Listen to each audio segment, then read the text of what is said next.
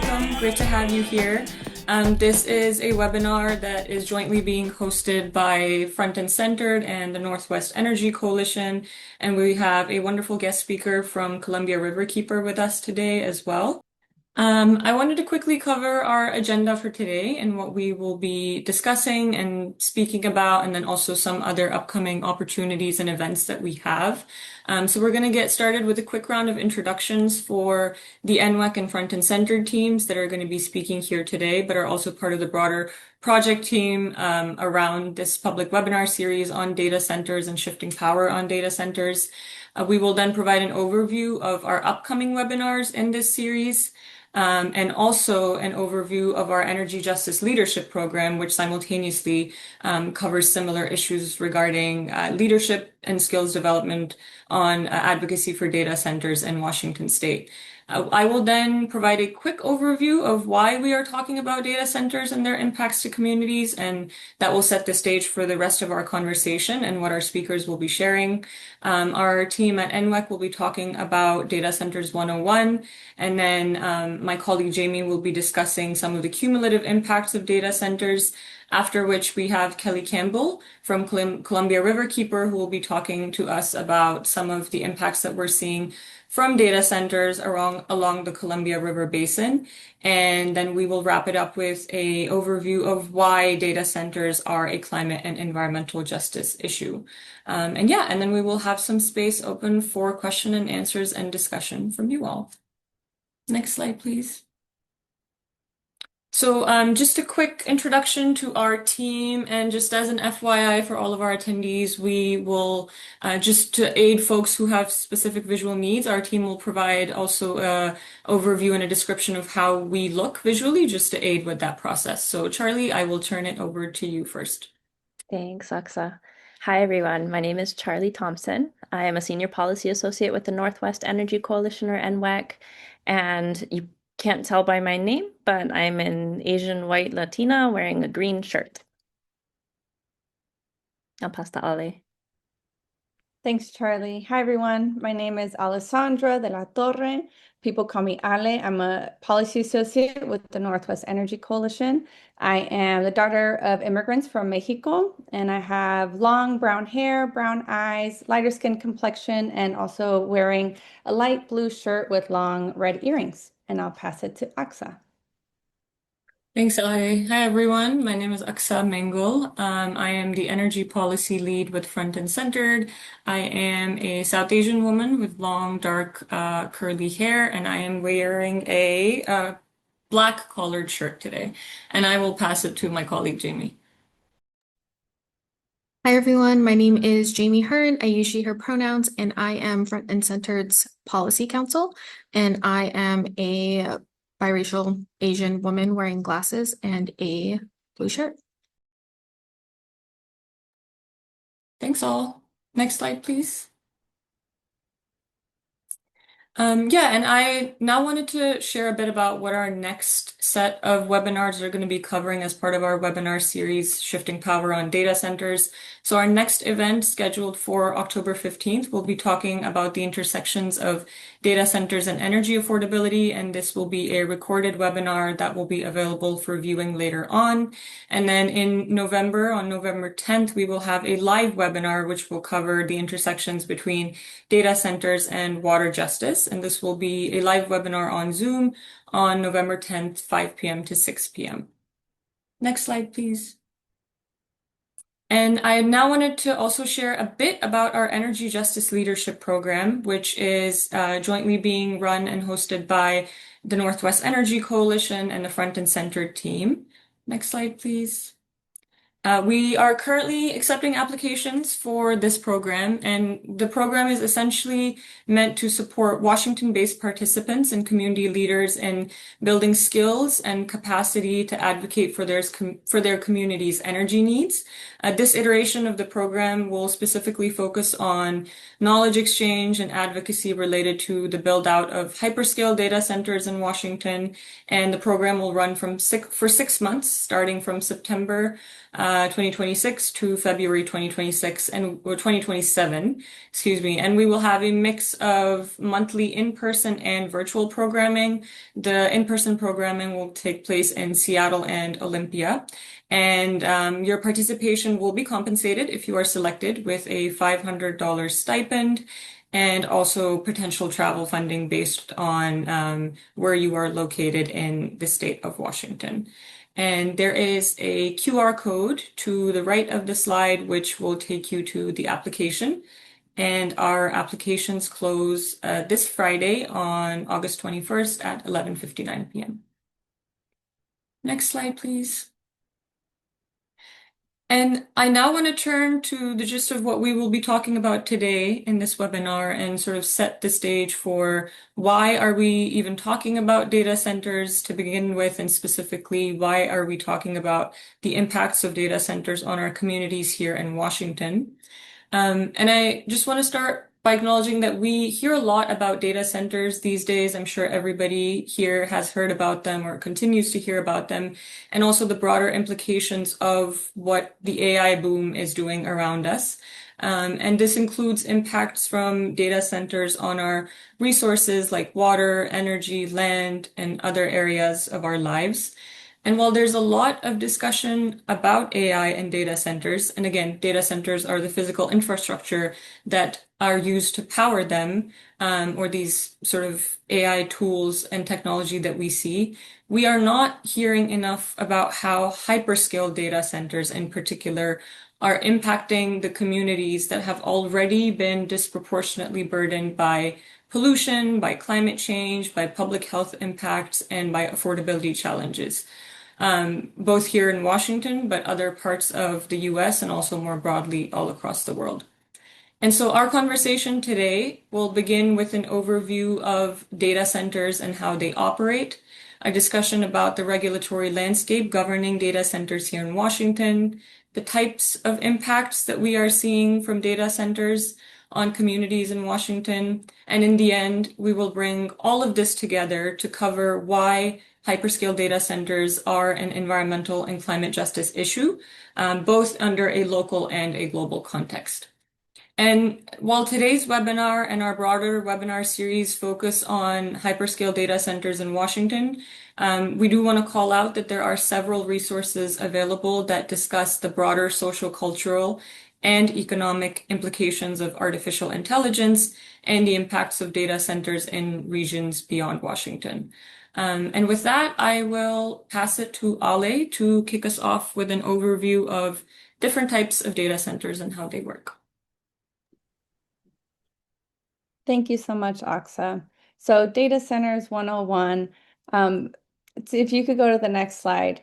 The type of data center really matters when looking at project proposals and the impacts of communities and the environment. So we are using the U.S. Department of Energy's Office of Indian Energy Policy and Programs descriptions for the types of data centers. So this first one is modular or container. So it's the smallest one. It's a portable and scalable little data center. It's rapid setup in remote or emergency scenarios, and it takes 1 to 2 megawatts of power. Then we have edge or micro, which is a small modular units. They're low latency services close to users and data sources, and they are 1 megawatt or smaller. Then we go to the medium to large, which is enterprise. So these are secure, customized infrastructure for large organizations, and those could be 1 to 10 megawatts in size. Then we have co-location, which is multi-tenant or large shared facilities. So this could be cost-effective infrastructure for multiple businesses. And this is 5 to 50 megawatts. And then hyperscale, which, as Aksa mentioned, is one of our group's main focuses. So these are extremely large, massive scale operations with high efficiency. They could be 50 to 200 plus megawatts. So these hyperscale data centers are massive facilities that are built to house the machines or servers that power artificial intelligence.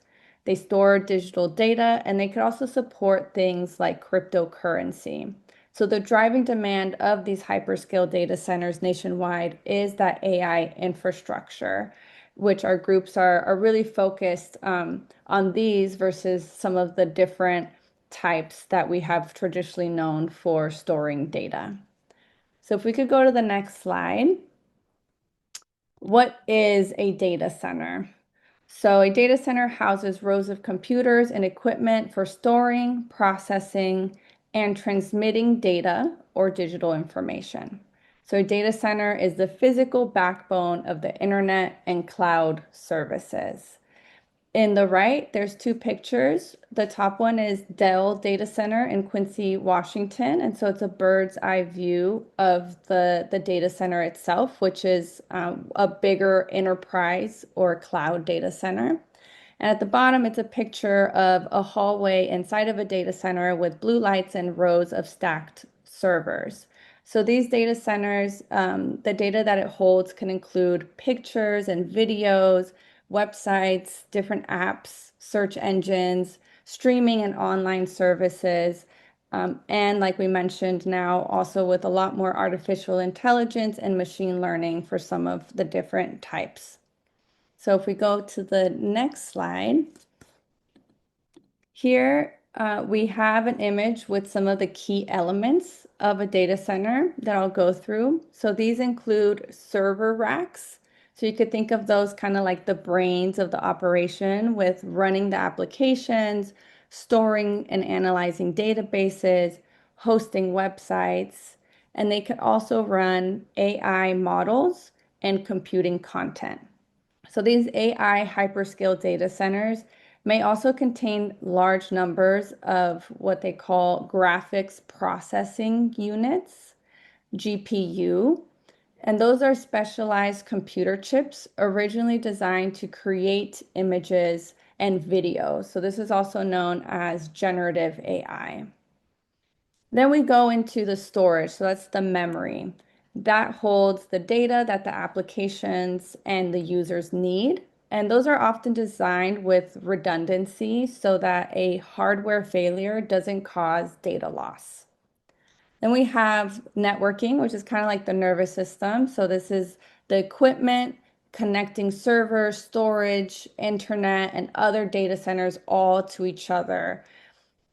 That could use fiber optic cables that are sending data at really high speeds across all of this equipment. Then the power distribution. So this delivers electricity to those server racks, and it also includes power backups to keep everything running 24/7. They also have some cooling systems, and so the cooling infrastructure is used to prevent overheating, since almost all the electricity consumed by computing equipment ultimately becomes heat. And so when we're thinking about high density AI systems, those are increasingly using water as well for cooling those computer chips. So cooling can represent a significant portion of a data center's energy and water use.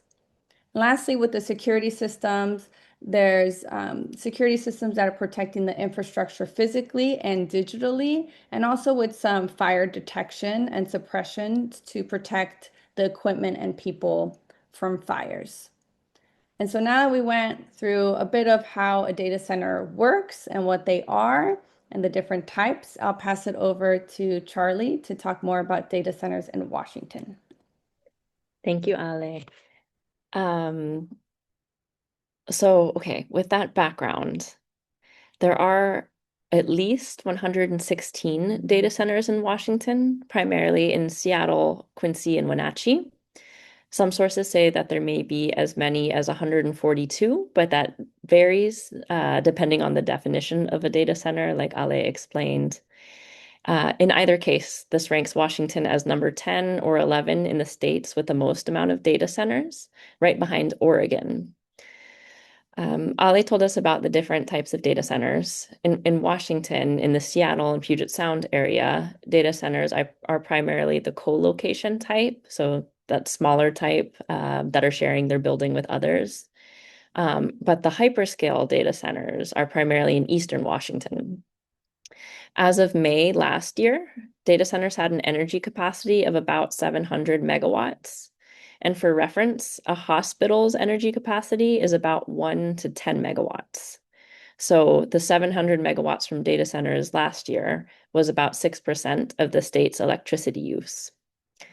Data centers also have an incredible amount of water use every day, ranging from about 300,000 gallons to 5 million gallons every day, which is the same amount of water that 3,000 to 50,000 Americans use.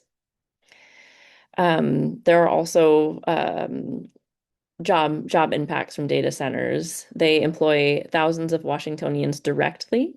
So direct jobs include construction or on-site security or the operation of a data center.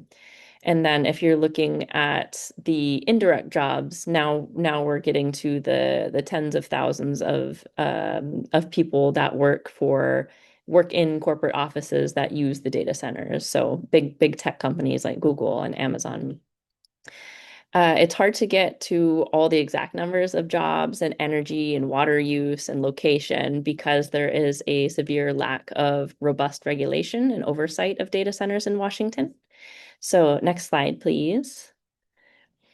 So our state has started to process what that could look like and establish regulations to increase data center transparency. In this year's legislative session, there were 2 bills that aim to regulate data centers. SB 5982 passed and now ensures under law that data centers built in port districts or are being served by port districts comply with the state's clean energy laws. And HB 2515 made it very far, but ultimately did not pass. It was a big effort that many organizations, including NWEC and Front and Centered, contributed to, and we will continue to work on this in the upcoming session. This bill would have required that data centers pay the full cost of new utility infrastructure that they'd need to serve them. It had provisions for data centers to support reliability of the electric grid. It explored ways to have data centers help pay for programs that would benefit underserved communities. And it had provisions to ensure that energy serving data centers would be clean energy. Next slide. Thank you. After the legislative session ended, action moved towards other venues. One of them was at the Utilities and Transportation Commission, which regulates the state's 5 private utilities. And this commission started an effort to develop policy guidance for the electric utilities regarding data centers. This effort is still underway, and NWEC and Front and Centered are engaged here along with others. The hope is to have policy guidance by the end of this year.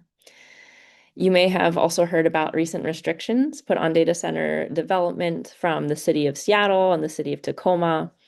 In June this year, Seattle enacted a temporary 1-year moratorium on the construction and expansion of large new data centers to give them time to study the potential impacts and strains to water, energy, land use, health, and so on. And then the city of Tacoma did something similar, but the route that they went was their planning department issued guidance saying that standalone data centers aren't permitted under current zoning code. So that gives them more time as well to study impacts. That's what's going on with data centers in Washington right now. It changes quickly, but I'll pass it to Jamie to tell you more about the impacts. So I'm going to talk about some of the cumulative impacts that we're seeing around that frontline communities are experiencing related to data centers. So next slide, please. So to set kind of some context for what we mean when we say cumulative impacts, this graphic on the screen is kind of an illustration of how we think about what cumulative impacts are. So It's about the combination of these different environmental, health, and socioeconomic stressors that different communities experience. And when there are more stressors, that often leads to lower quality of life in communities when compared to other wealthier and less polluted communities. And so some examples of cumulative impacts are things like water and soil contamination, exposure to extreme heat, unemployment, housing insecurity. And this is important for how we think about data centers because we know that frontline communities are carrying the greatest burden when it comes to environmental pollution. Next slide, please. And so to kind of sum it up in a sentence or two, when it comes to cumulative impacts, it's important to think about how, the place that you live, the income that you make, the language you use, or your race or ethnicity should not be a determining factor in how environmental violations are enforced and how your health is protected. And it's really important to remember that all communities should be free from these types of threats and should be able to enjoy clean air, clean water, and healthy soil. Next slide, please. So to kind of contextualize this in Washington, there is a graph on the screen. This graph is the number of data centers in census tracts sorted by decile ranking for percentage of people of color. And so the report that Front and Centered put out last month goes a little deeper into the details around how this analysis was done. But one thing we want to stress is, as some of my colleagues mentioned earlier, a huge issue around understanding the impacts of data centers is the sort of general lack of transparency. And because it was really difficult to find a single source that was publicly available and listed all of the data center locations in Washington, we had to look at multiple different data sets and then reference them against each other and kind of piece together this information. However, from what we were able to gather, we looked at where data centers are located in Washington, and then the data center's corresponding census tract, and the decile ranking for percentage of people of color.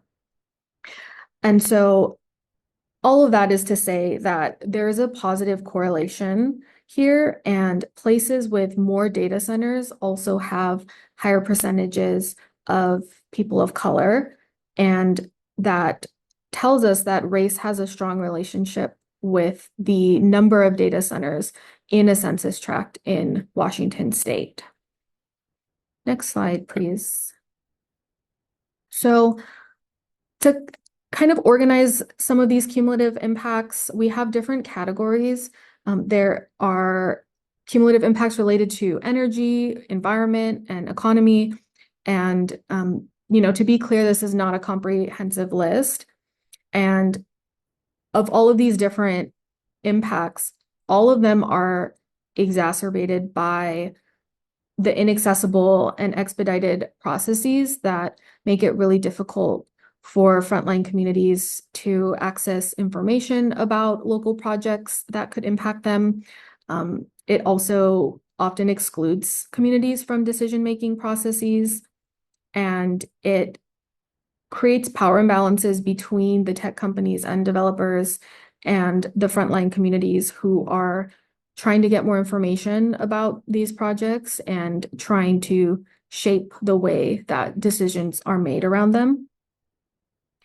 And, in addition to the sort of inaccessible process component, these different impacts also can be exacerbated by each other.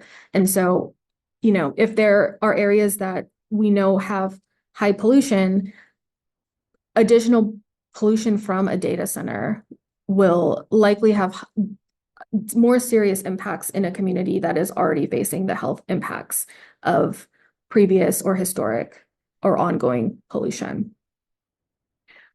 Next slide, please.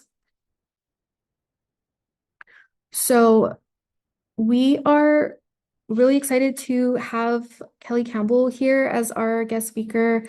Kelly has 25 years of experience in environmental health and social justice, and this includes previously serving as executive director at the Oregon Physicians for Social Responsibility and at the Columbia River Keeper, where she serves as policy director. She works with the team to develop policy strategies and advocate at the local, state, and federal levels. So I'm going to pass it now to Kelly. Thanks, Jamie. Hi, everybody. Thank you so much for having me here today. As Jamie said, my name is Kelly Campbell. I use she, her pronouns. I'm the policy director at Columbia River Keeper. I am a middle-aged white woman with gray and brown curly hair and wearing glasses today. So, Columbia River Keeper is a 26-year-old organization that unites people along the Columbia River to fight for clean water and our climate. Next slide.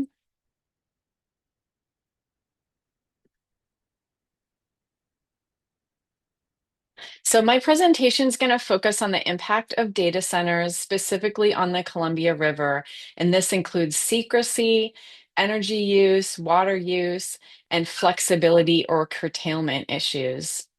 The photo on this slide is of an Amazon hyperscale data center along the Columbia River. This one is in Umatilla County, Oregon, just across the Columbia from Washington. And Amazon is planning more data centers like this one, these big hyperscale data centers, including one near the Wallula Gap in Walla Walla County, Washington. And you can see here, well, I've seen people call these the big buildings with the small parking lots. Once these data centers are built, they don't take a lot of people to run them day to day. And so what you'll see here are 4 big data center buildings, along with backup generators and a very small parking lot. Next slide. So data centers have really been expanding along the Columbia River and elsewhere in our region. We know now that data center power demand in the Pacific Northwest could reach 35 million megawatt hours by 2029. That would be the equivalent of adding as many as 4 cities the size of Seattle worth of energy use. So that's pretty astronomical. 7 counties along the Columbia River are really the epicenter of the Pacific Northwest's data center industry. These include Chehalis, Douglas, and Grant County, Washington, as well as Walla Walla County, Washington, and then in Oregon, Morrow, Umatilla, and Wasco counties. So these are the counties bordering the Columbia River in eastern Oregon and eastern Washington. Next slide. So this slide is a map from one of our recent reports called A Closer Look, Columbia River Data Centers. And this map and the report looked at data centers existing and planned in counties along the Columbia River. And so you can see here in this map, the orange circles represent places where data centers are, and the blue line represents the Columbia River. And so you can see how so many of them really are clustered there. Regional data center hubs are expanding with at least 2.3 gigawatts of additional capacity planned in counties bordering the Columbia River. Next slide. So, as others have mentioned, secrecy is a really big issue in terms of understanding what is going on with data centers. Because data center operators often keep the size, the capacity, the power, and water use of their facilities a secret, it's really challenging to get accurate data on the industry's footprint along the Columbia River or elsewhere in our region. And the extent of the industry's footprint is hidden. Its full impacts on our region's resources are unknown. And I would put it to you that I think big tech wants to keep it that way. Our researchers were able to pull data from different sources to come up with estimates about data center energy use, but big tech doesn't want us to have that information about energy use or water use. For example, several years ago, the Oregonian newspaper had to sue the city of The Dalles, Oregon, to get water usage data from the Google data centers in the Dalles. They claimed that the amount of water that the data centers used was a trade secret. Many of the data centers along the Columbia are owned by Amazon, Google, and Microsoft, which are some of the wealthiest corporations in the world. Next slide. So this graph shows how in the 7 counties bordering the Columbia that have a lot of data centers, data center electricity consumption dwarfs residential consumption. The green line for each of these counties is residential consumption of energy. The orange line represents the current annual data center consumption, and the red line is future annual data center consumption. So you can really see here how data center energy use is just completely off the charts compared with residential use. Next slide. As others have talked about, AI data centers consume vast amounts of water, a significant portion of which is discharged as wastewater, typically into public water systems. The slide here shows how data centers use a tremendous amount of water. Every year, 100 megawatt data center will consume 100 million gallons of water, enough for 2,500 people's domestic use. We know that the direct water use for data center cooling is actually just a fraction of the industry's water consumption. A vast amount of water is used to produce specialized computer chips used in servers and also for fossil fuel electricity generation. Some of the region's data center operators plan to use fossil fuels as their main energy source, and so that will be an additional use of water associated with data centers. Given the lack of regulatory oversight, there are so many outstanding questions about the impact of discharged water and thermal pollution on watersheds. Wastewater discharged from data centers can contain various contaminants, including PFAS, the forever chemicals, along with biocides, anti-scaling agents, corrosion inhibitors, heavy metals, and other pollutants. There's also a trade-off between data centers that use more water, or data centers that are more water efficient, use more electricity for cooling, and data centers that use electricity for cooling require more water. So there's not really a best practice yet in terms of what makes the most sense in terms of cooling in data centers. And now there are people starting to talk more about data centers using, quote, closed loop systems that may use less water. But these systems may not be a better option because they would use chemicals such as PFAS, and they would need to be flushed or changed on occasion, as well as the concerns about potential accidents. So that's not really a completely known option yet either. So in short, we don't have comprehensive best practices for cooling water systems and water use in data centers. And when you think about the drought conditions that we've been experiencing this year, why would we allow the expansion of an industry that threatens our water resources? Next slide. Finally, I wanted to talk about another issue, and this really came up last year with HB 2515, the major data center bill that was discussed. There are concerns about data centers refusing to curtail like cut back their energy use, or to be flexible about their energy use. And this really affects the Columbia River. The Columbia River has been used for decades to create energy and wealth at the expense of salmon and at the expense of the tribal nations that depend on it. Data centers are refusing to curtail or cut back their energy use in emergency situations. And what happens here in emergency situations is that the Columbia River dam management practices have killed millions of juvenile salmon. Data centers refusing to curtail their use could very well lead to more of this falling on the backs of salmon and on the backs of tribal nations. And the Yakama Nation has a good report that's linked in the slides here that they made to the Washington governor's data center task force that provides a lot more detailed information on the concerns around curtailment. But I do know that data centers fought really hard to not have to be flexible or curtail their power. And I think if we have another bill this year, they'll probably be in that same spot. Next slide. So I'm going to leave you with this cartoon that I think kind of sums up the situation we're in. So it's an image of an AI data center as sort of a giant robot monster stomping on people. And it says, "Give me your grid. I don't care about your salmon or your higher electricity bills or your blackouts. I want power." So thankfully, organizations like Front and Centered, NWEC, Columbia Riverkeeper, and many others are standing up to fight back against out of control data centers. And with that, thank you so much for having me here today. Here's a slide that has my contact information and how to sign up to receive information from Columbia Riverkeeper. And feel free to get in touch with me with any questions that you might have. Thank you so much. Thank you so much, Kelly. This was super helpful. Thank you for sharing this information and these really helpful insights, and really grateful to have you here with us today. Next slide, please.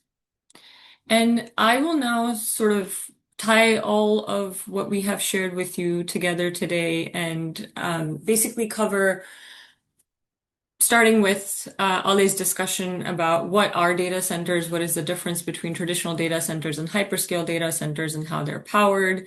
Moving from that to Charlie's discussion about the regulatory landscape around data centers, the regulatory and policy landscape governing data centers, or the lack of it currently in Washington, and then transitioning there into specific types of cumulative impacts that we heard about from communities as part of Front and Centered's recently released report on frontline community perspectives on data centers, and then Kelly's really helpful perspectives on the types of impacts that communities and the ecosystems that are seeing these impacts along the Columbia River specifically.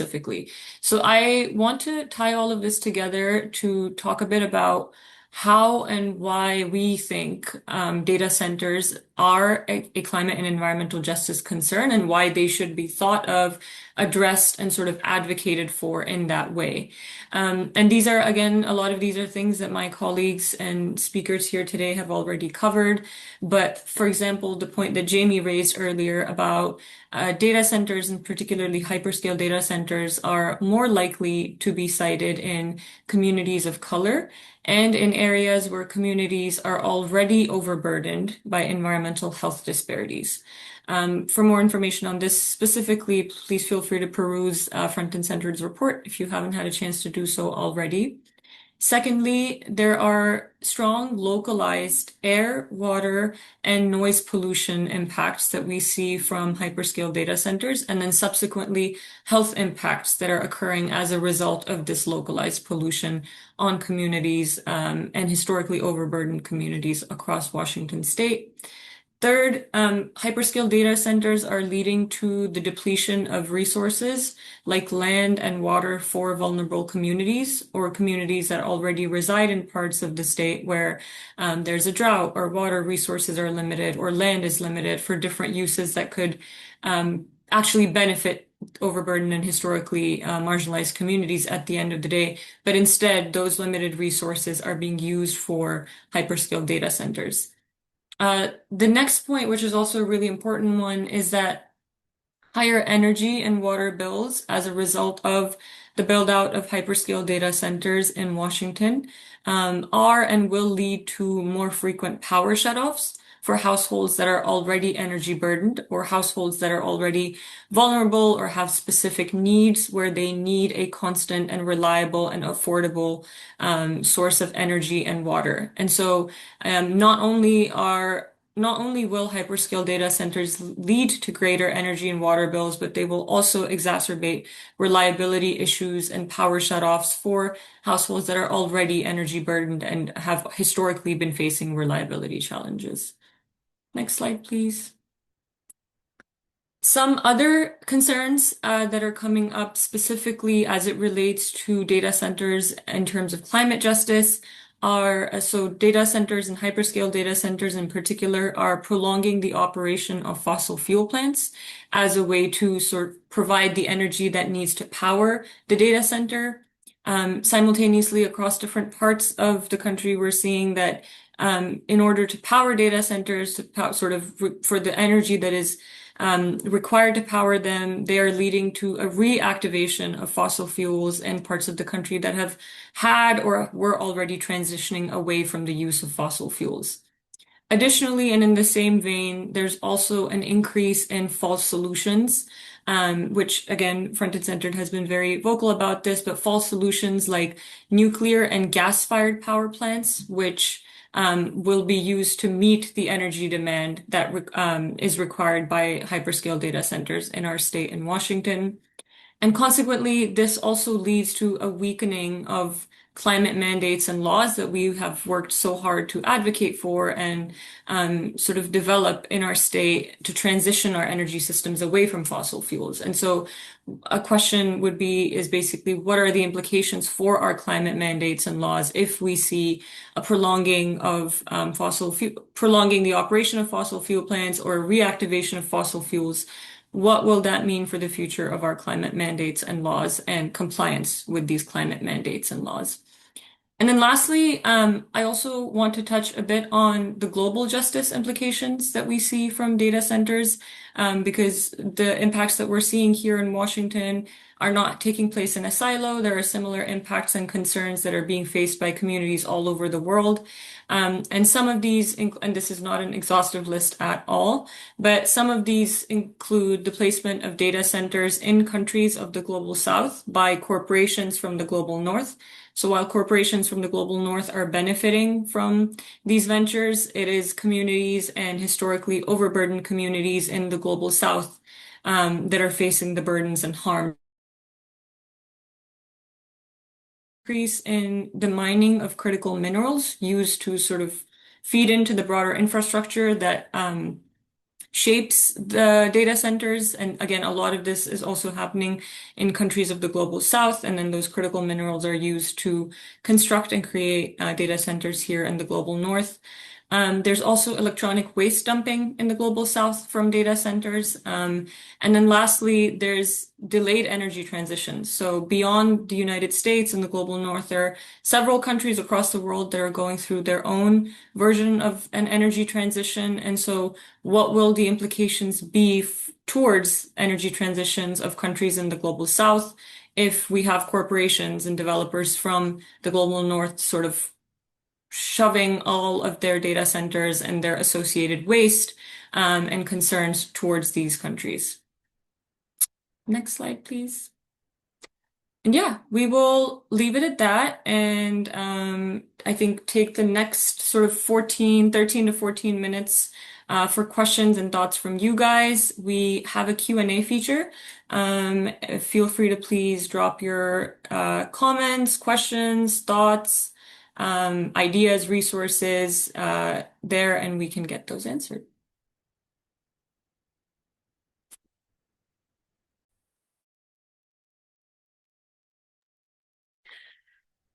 I can talk a little bit about the question on NDAs if you'd like. So someone put a question in the chat. Could you speak to the prominence of NDAs between elected officials and the corporations in our region? Are they common and are they impacting our ability to engage? Whoops, sorry, I just lost the question. But I think that was most of it. So NDAs, I'm trying to think what they stand for. That would help. Non-disclosure agreement. There are a lot of NDAs or non-disclosure agreements associated with hyperscale data centers. We saw specifically the one that they're proposing in the Wallula Gap in Eastern Washington. I believe for several years there was a kind of a fake name LLC that was interested, and there was an NDA between local officials and that corporation. And then finally it came out, oh, that was Amazon. And that, here they had already talked and already had all these plans about building. And so I think one of the things, particularly for frontline communities that are located near where these data centers want to operate, is that these NDAs prevent communities from knowing what's going on until it's already, sort of a done deal. And I think, getting back to the secrecy we talked about in terms of how much water are they using, how much energy are they using, how many jobs are there after construction is over that are directly employed by the data center. This is another huge piece of that secrecy puzzle, because if we don't have the information, then we can't, you know, weigh in, and we can't make sure that we're not overbuilding these huge data centers. So I think the NDAs have been a huge problem, and we've seen that in a number of sites.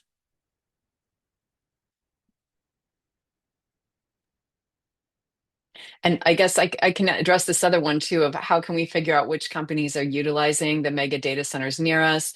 Are tech companies required to disclose where their data centers are located? Again, there's a lot of secrecy. I would point you to our report, and I'll put a link in the chat here. But if you go to the Columbia Riverkeeper data center page, there's a report called Closer Look, and that goes county by county along the Columbia River, where you can see where there are data centers. But again, our researchers had to put together, different data sets, and some of this is estimated. And that's, I think that that's intentional, that we don't get this information.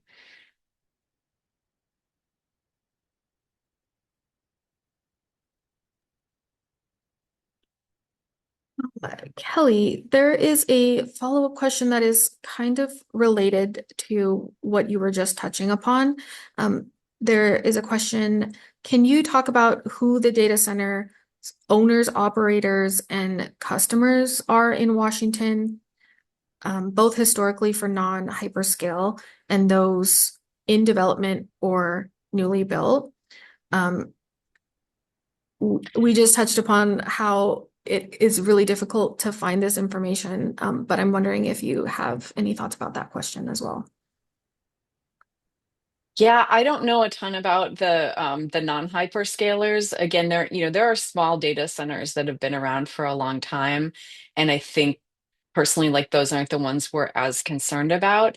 But there are a lot of huge ones that are, either owned directly by Microsoft, Amazon, Google, Meta, big household name corporations. And then there's some owned by a Sabi that then they rent or lease space to, I think, some of those big companies as well as others. Um, Again, this is a place where we need to have more information than we do. And that, sometimes again, when they use these kind of front groups as an LLC, they are already in the planning, and far along in planning stages before it's revealed, oh, this is who it is. And, will it be used for AI? What will it be used for? That's also information that's very hard to find information about, what are they going to actually be using particular data center buildings for. So, the data center industry will talk about things like, well, some of this is for the military, some of this is for first responders, some of this is for hospitals, and but not be specific about what is located in which data center. And again, what could potentially be dialed back, right? Like, I love a good cat video, but I would rather not watch cat videos for a week so that, we don't have blackouts and we don't end up running the dams to kill salmon, versus something that would be keeping a hospital running. So I think there's just a lot of lack of information. So I feel bad I can't tell you more, but it isn't because it's not for lack of trying. It's because it's really hard to get that information for a reason.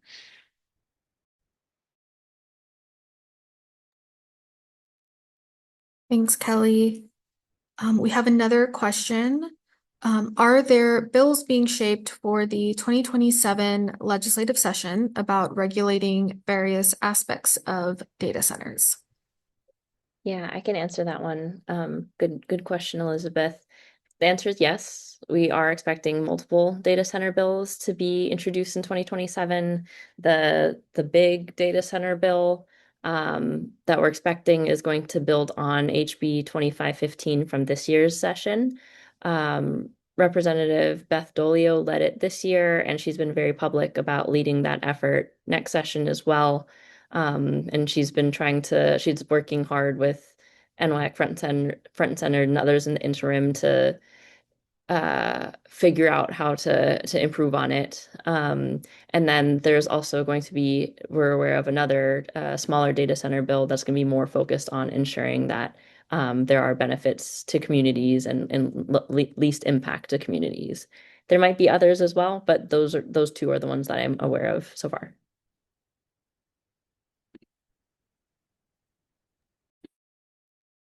Thanks, Charlie.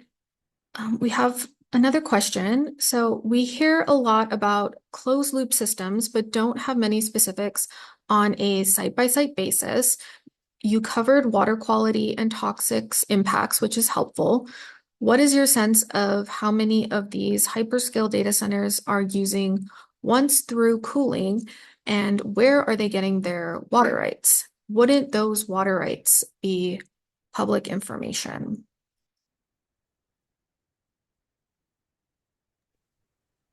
I can take a stab at this one. Oh, go ahead. No, go ahead, Kelly. Yeah, that's what I was Okay. going to suggest. Thanks. Closed loop is kind of this new idea that I keep hearing more and more about, but I'm not sure that any of our hyperscale data centers in Oregon or Washington are actually using closed loop. I think that that's an idea that's being floated and potentially may end up being used. So where are they getting their water rights? A lot of them are getting municipal water rights. And so they have to get those municipal water rights, and then it's a piece of that. And so it makes it hard to tell like what part of that is the data center versus what part of that is from the city or the town itself. So I think that public water right information, again, there's some available information, but it doesn't separate out the data center use from residential or other business use, is my understanding. Thanks, Kelly. And one quick thing I'll add on that is that we are planning to have our webinar in November will focus on the intersections between water justice and data centers. So, Chris, this is a great question, and we would be happy to sort of account for the discussion around water rights as part of our webinar in November. So thanks for bringing that up.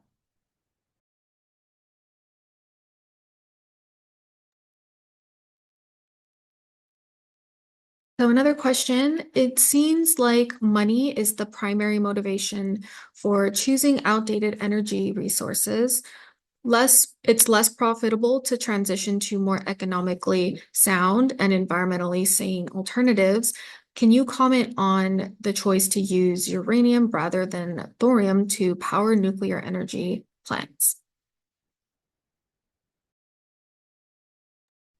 I can share my thoughts on this. Feel free to jump in, Charlie, Ale, or other folks if you have any thoughts. I agree with you, Kathleen, that often it does seem like the primary motivation to choose the less environmentally sort of better, or even in terms of public health impacts or impacts to communities, options is that they are seen as more expensive or less profitable, and hence the more polluting options are chosen. So completely agree with you on that. I can look into the specifics around why there's a choice to use uranium rather than thorium for nuclear energy plants and get back to you. Yeah, that's a great question, and I haven't looked into like the specific details around that, but can circle back with an answer later on if that's helpful, and open it up to the rest of the panelists here if they have any thoughts to share on that. I can jump in again quickly and just share that, Columbia Riverkeeper's perspective is that, building new nuclear power plants is not something we should be doing for data centers or for anything else. It's not clean energy. It produces radioactive waste that will have to be housed by the communities that are hosting nuclear power plants. And I kind of wonder around data centers, like how serious they even are, the data center companies, about their support for nuclear. Because one thing it does is it allows them to point and say, look, we're supporting, quote, clean nuclear. But meanwhile, we're going to use fossil fuels until we get there. And so I think either way, either as just something to hold out there as potentially clean when we know it's not clean, or if it's just being used to prop up more fossil fuel use. Any kind of new nuclear plant, whether it's uranium or thorium or whatever it's powered by, is not something that we think makes sense here in our region or really anywhere else.